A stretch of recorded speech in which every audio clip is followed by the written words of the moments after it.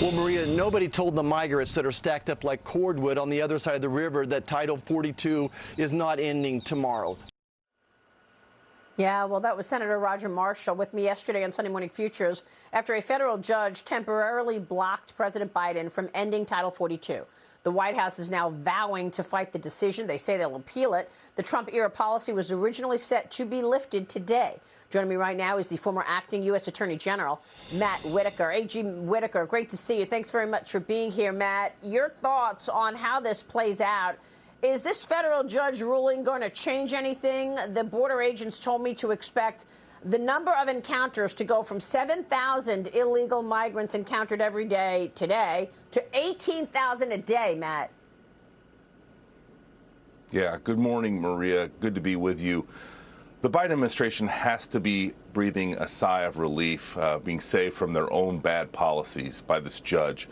There's no doubt that the word has gone out among those who want to come to our country illegally that this Title 42 was going to be repealed. Holding it up is going to build pressure at the border. You're going to see thousands of people, to Senator Marshall's point, stacking up. I mean, it's a very dangerous and concerning situation because we just don't have the resources and really never have to process the amount of people that are coming across because the Biden administration has completely failed their mission in securing the southern border. So I think a lot of people are looking to this judge to manage it because the Biden administration clearly has proven that they're unwilling to take care of it.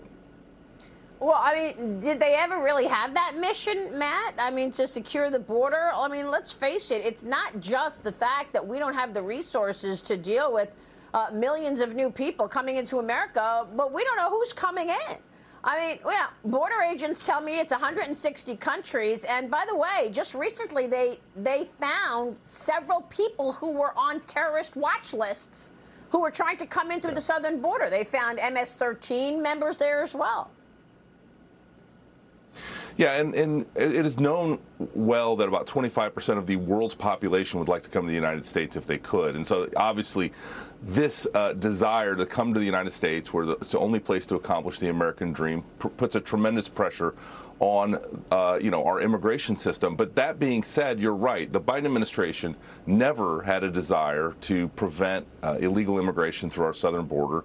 And, they've proven time and time again, whether it's repealing the stay in Mexico policy, whether it's repealing all of the other effective policies and procedures we had in place at the southern border, and now with Title 42, and if they're going to really appeal this judge's order, we should expect that we're merely delaying this onslaught of illegal immigrants through our southern border and not solving it. So to your point, I mean, it is really a dire situation. The American people, I think, everywhere I go, are not going to stand for this lawlessness at our southern border.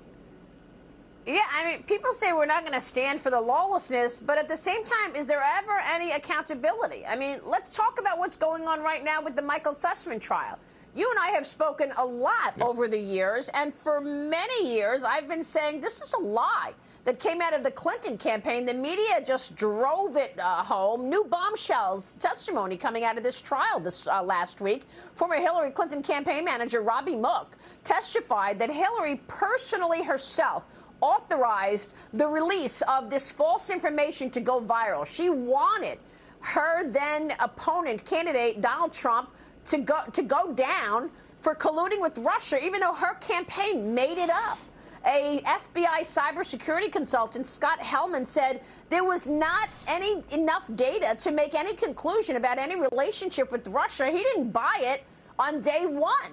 So what are your thoughts in terms of this? Yesterday I spoke with Kash Patel, who, along with Devin Nunes, blow open this story, told us back in 2017 and 18 that this was not true. Here's what he said about the trial. He joined me yesterday. Around Tuesday, and then he marches on to Danchenko, and I firmly believe he's got a few more indictments coming this summer. That's John Durham. And I remind the audience, remember, Hillary Clinton already admitted to violating the FEC for spending those millions of dollars on opposition research instead of politics. Matt, what's your takeaway from this trial, and where do you think John Durham's investigation is going?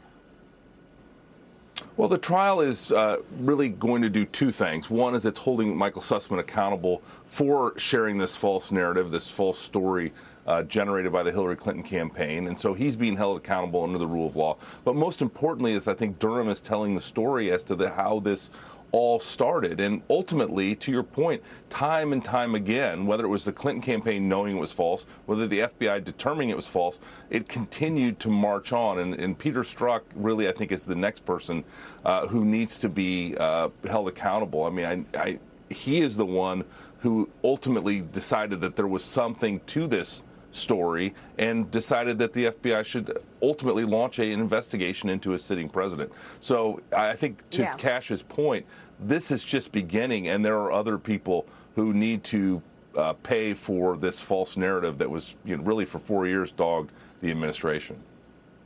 Yeah, and kept the administration on defense. We'll see if Peter Strzok is actually cooperating.